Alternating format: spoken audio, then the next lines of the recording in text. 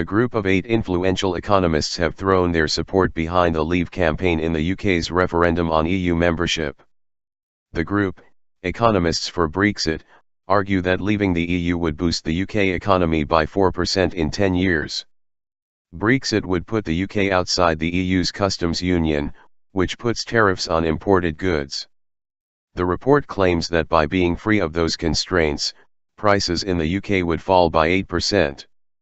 The group proposes a World Trade Organization, WTO, agreement with the EU, similar to that enjoyed by the US and China. The report's authors include Professor Patrick Minford, a former advisor to Baroness Margaret Thatcher, and Gerard Lyons, a former chief economist at Standard Chartered Bank and now an advisor to the London Mayor, Boris Johnson, who is campaigning for Britain to leave the EU.